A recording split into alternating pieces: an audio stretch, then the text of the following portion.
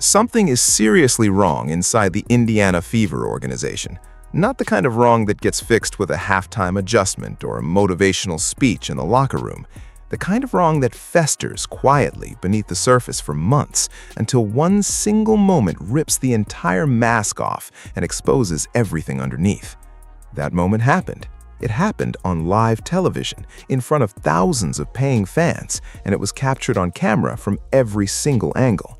And what it revealed about the leadership, the culture, and the future of this franchise should genuinely concern every single person who has invested their time, their money, and their passion into watching this team compete. We are not talking about a rough losing streak. We are not talking about a couple of bad calls from the officials or a poor shooting night. What unfolded inside that arena was something far more disturbing. A full organizational breakdown, playing out in real time, completely unfiltered, with no PR team fast enough to contain the damage. A head coach caught in a contradiction so obvious that even the most casual observer could see through it.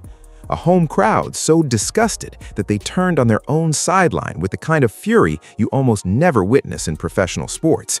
And then, just when it seemed like the situation couldn't possibly get worse, two of the team's highest-profile players walked up to the microphone and made the single worst decision available to them.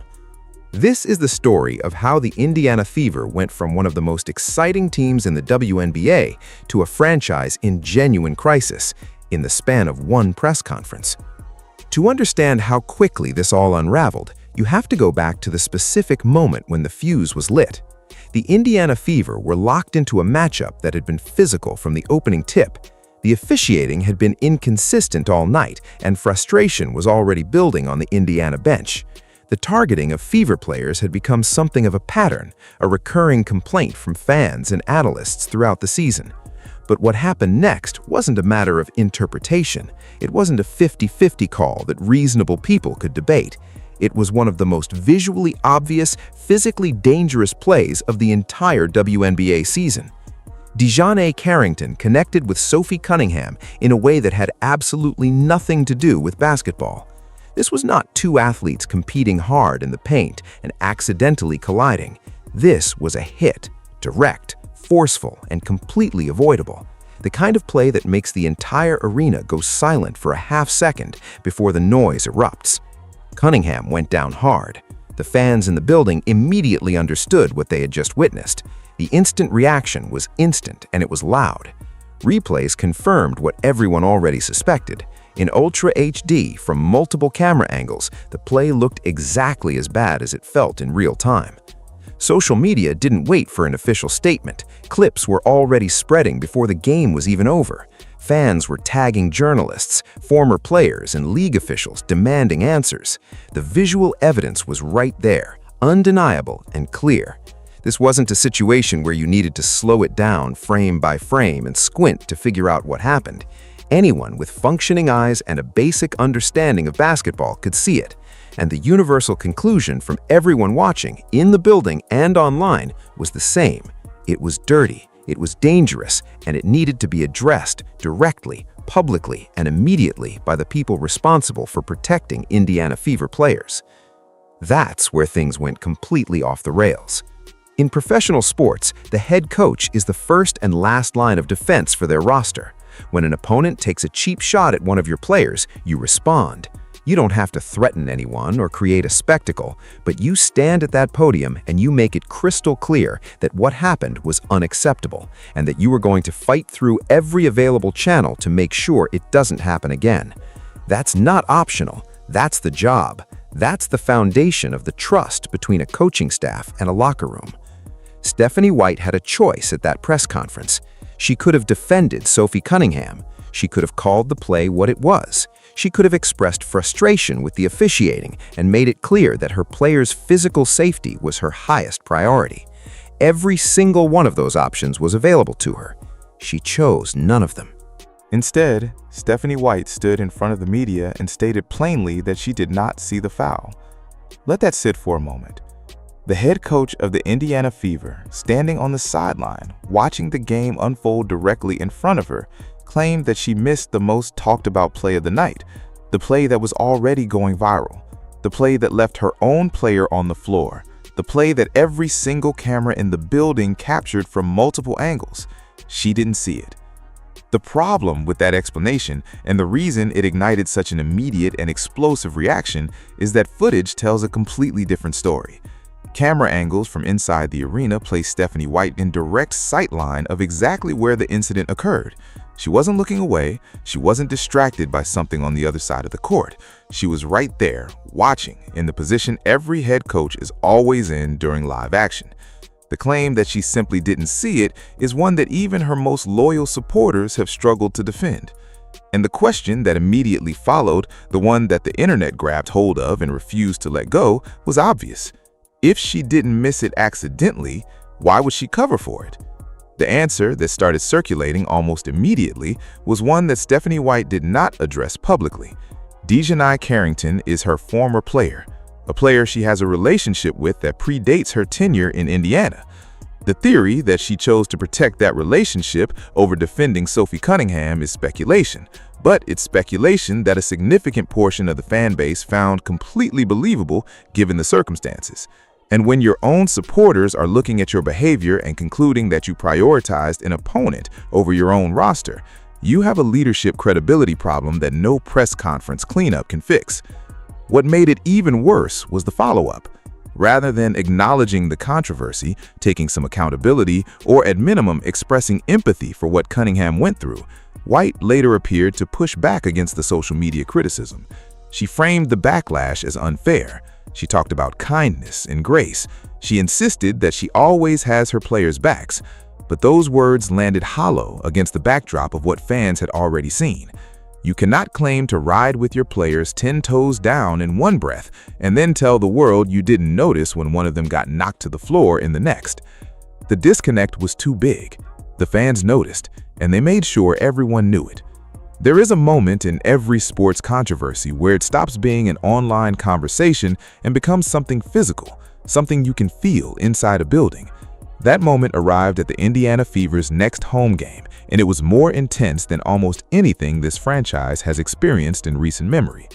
Stephanie White's name was met with boos, not scattered, uncomfortable groans from a frustrated section of the upper deck, full-throated, sustained, arena-wide booing that echoed through the rafters and made it impossible for anyone inside or watching at home to pretend that everything was fine. The home crowd, the people who had bought those tickets weeks in advance, who had driven to the arena and paid for parking and bought concessions and worn their team's colors, those people turned on their own head coach in real time. Fans were holding signs, fans were pointing at the bench, fans were chanting. The atmosphere inside the building flipped from electric anticipation to raw, furious rejection. And it wasn't brief. It wasn't a momentary outburst that faded once the game got underway. It was sustained, and it was unmistakable, and it was captured on video that spread across every major sports platform within hours. This is significant for a reason that goes beyond optics. The Indiana Fever's fan base has grown dramatically alongside the surge in WNBA viewership that the league has experienced over the past couple of seasons. These aren't passive observers flipping between channels.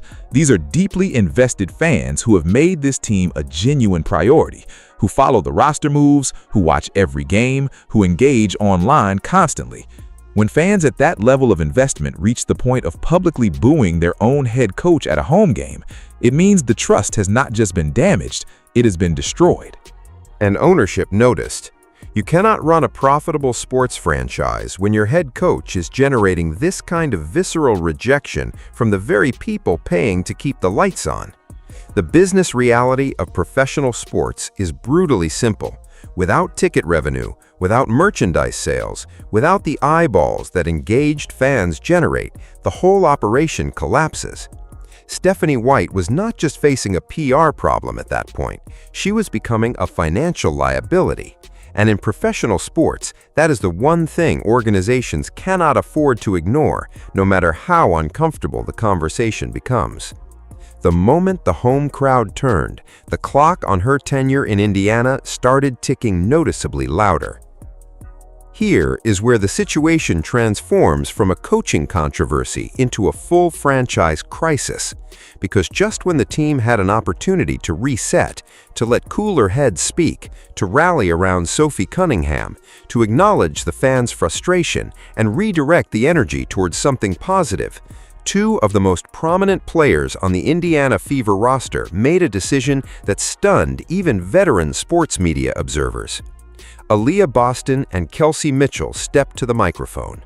Both are respected players, both have significant profiles within the league, both had the platform and the credibility to say something that could have begun the process of rebuilding the fractured relationship between this team and its supporters.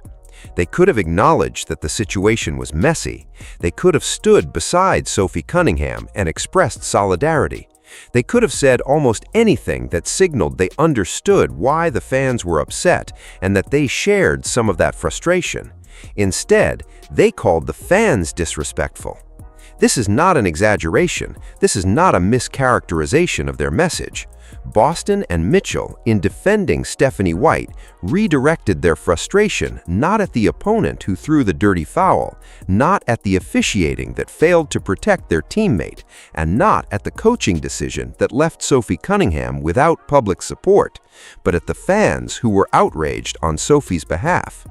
The fans who were booing because they watched an opponent try to seriously injure one of the Fever's own players. They were booing because the head coach stood at a podium and gave an answer that insulted their intelligence. They were booing because they cared, deeply, passionately, in the way that only genuine fans care, and they felt like that care was being dismissed and gaslit by the organization. And for that, they were scolded by millionaire athletes who owe a significant portion of their platform and their income to those exact same people filling those seats. In sports, there is an unwritten understanding that exists between players and fans. Fans understand that athletes are human. They understand that teams go through rough patches, that not every season ends with a championship, and that sometimes things fall apart in ways nobody planned. What fans cannot accept, what they will not forgive, is being told that their anger is the problem, especially when that anger is completely legitimate. Boston and Mitchell crossed a line that is genuinely difficult to come back from. It is one thing for a coach to make a questionable call at a press conference. It is an entirely different thing for players to publicly position themselves against the supporters who are responsible for the financial ecosystem that makes their careers possible. PR experts who analyzed the situation in the days that followed were almost unanimous. This was one of the worst-timed, worst-targeted responses a professional athlete can make in the middle of an already combustible controversy. You do not lecture your own fans for being upset about something they have every right to be upset about. Not ever, and certainly not when the entire sports world is watching. Here is the part of this story that requires some honest, uncomfortable examination, because the Sophie Cunningham incident and its aftermath are not happening in a vacuum. They are happening inside a broader conversation about the WNBA's identity, its internal culture, and the tension that has been building for years between different factions within the league's ecosystem. The WNBA is experiencing a genuinely historic moment right now.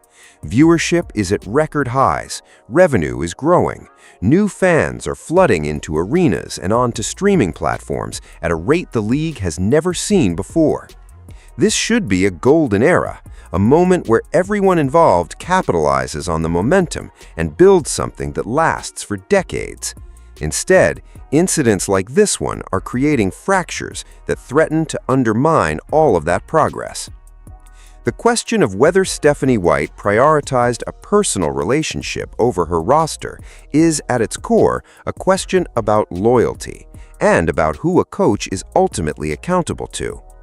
When you take a head coaching job in a professional sports league, your loyalty is to your current roster. It has to be.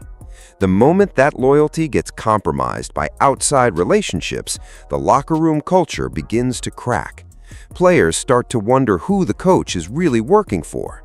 Trust erodes quietly until something like this happens, until one high-profile moment makes the private frustration suddenly, unavoidably public.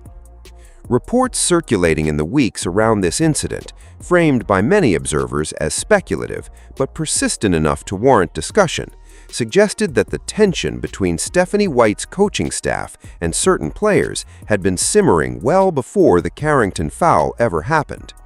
Whether those reports reflect the true internal dynamics of the locker room is something only the people inside that building can confirm.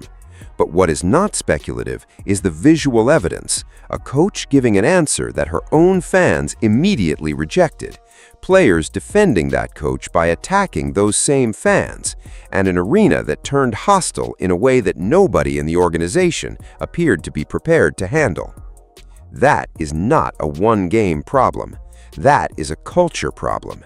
And culture problems in professional sports organizations do not get fixed by winning a couple of games in a row or issuing a carefully worded apology through a publicist. They require genuine accountability, real structural change, and a willingness to have honest conversations about what went wrong and who is responsible. None of that appears to have happened yet.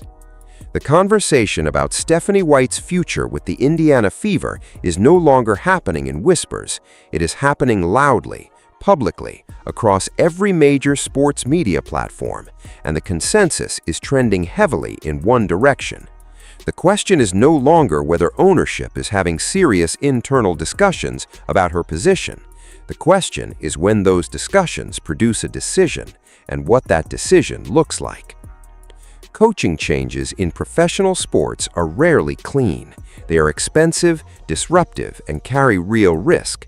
Replacing a head coach mid-rebuild can set a franchise back multiple years if the replacement is the wrong fit. Ownership knows this. The Fever's front office is not going to make a rash decision simply because things got loud on social media for a few days. But the sustained in-arena rejection that Stephanie White is now facing is a different level of pressure. When your paying customers are actively and openly demanding a change, the financial math starts to overwhelm every other consideration. Multiple analysts who cover the league have suggested, and it's important to frame this as analysis and speculation rather than confirmed reporting, that Stephanie White is unlikely to return as head coach next season if the current trajectory continues. The relationship between a coaching staff and a fan base, once it reaches the level of open hostility seen inside the Fever's arena, is extraordinarily difficult to repair. Even if the team goes on a winning run, even if White addresses the situation more effectively in future press conferences, the image of that crowd booing, the clips of Boston and Mitchell scolding the fans, the replays of the Carrington foul, those things do not disappear from the internet. They become the defining narrative of a coaching tenure that never fully recovered from a single moment of questionable judgment at a podium. For Stephanie White to survive this, she would need to do several things simultaneously and convincingly. She would need to publicly and unambiguously stand behind Sophie Cunningham in a way that feels genuine rather than reactive. She would need to demonstrate through actions, not just words, that her loyalty is to her current roster first and foremost. She would need to repair the relationship with a fan base that has already decided she failed them. And she would need the team to play well enough that wins start to drown out the noise of the controversy. That is an enormous amount of ground to cover, and the clock is not slowing down. The damage done by Aaliyah Boston and Kelsey Mitchell in the aftermath of this situation is going to take longer to assess than it might initially appear. In the immediate term, the backlash against them was swift and fierce. The internet does not respond kindly to athletes who publicly position themselves against their own supporters, especially when those supporters were fighting for a teammate. But professional athletes have recovered from worse moments with time, performance, and the right combination of humility and accountability. What Boston and Mitchell need to understand, and what their PR teams and advisors should be hammering home right now, is that the fans they criticized were not wrong. They were not hostile agitators looking for a reason to cause trouble. They were passionate supporters who felt betrayed by leadership and responded in the most direct way available to them.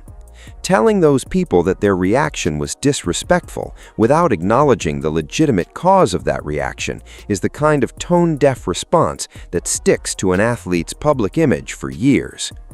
The path back for both players runs directly through the fan base they alienated, not through press conference statements crafted by publicists, not through carefully worded social media posts designed to be inoffensive, through genuine, visible, on-court performance that demonstrates commitment to the franchise and its supporters, through moments of accountability where they acknowledge, even indirectly, that the situation was handled poorly at multiple levels and that the fans' passion is ultimately what keeps this league alive and growing. The WNBA's current surge in popularity is not inevitable. It is fragile in the way that all momentum is fragile. It requires constant cultivation, constant respect for the people who are choosing to invest their time and money in this product. The moment players and coaches start treating that investment as something they are owed rather than something they have to earn, the momentum begins to shift, and it shifts faster than most people inside these organizations typically anticipate. The Indiana Fever find themselves at a genuinely critical moment in their organizational history.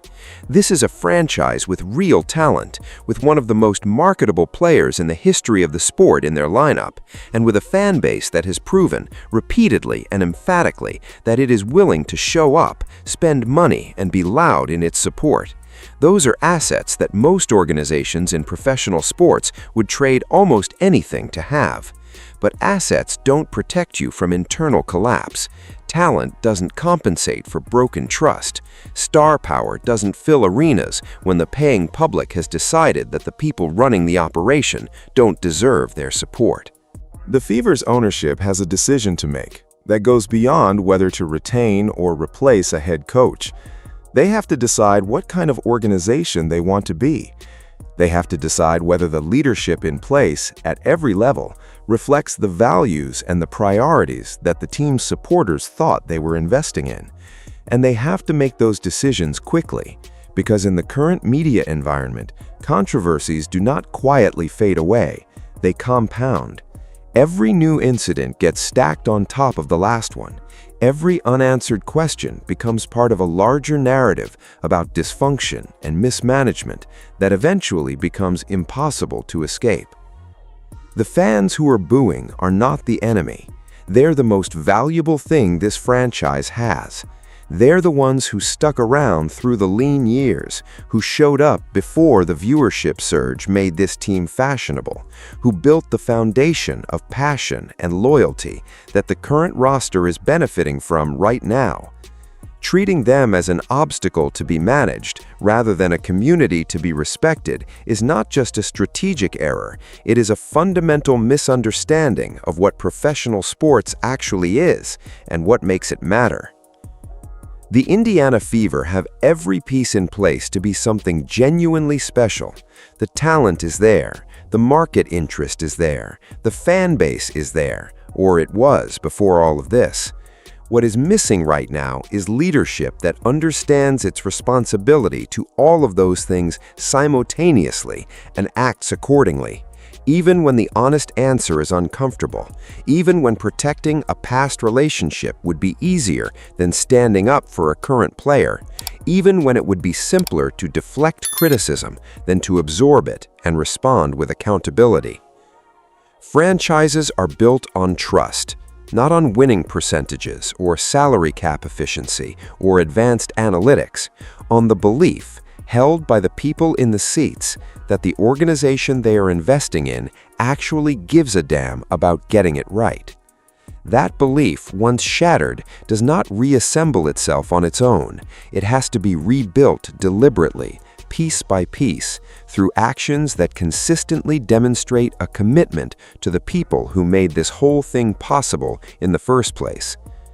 The Indiana Fever have some serious rebuilding to do, not just on the court, in the relationship between this team and the fans who are not done caring about it, even if some of them look like they are. Whether the people running this franchise understand that urgency is the question that will define what this organization looks like 2 years from now. What do you think? Is Stephanie White's time in Indiana realistically over, or is there a path back from something like this? And did Boston and Mitchell handle this situation in a way that's going to follow them? Drop your honest thoughts below, because this conversation is far from finished.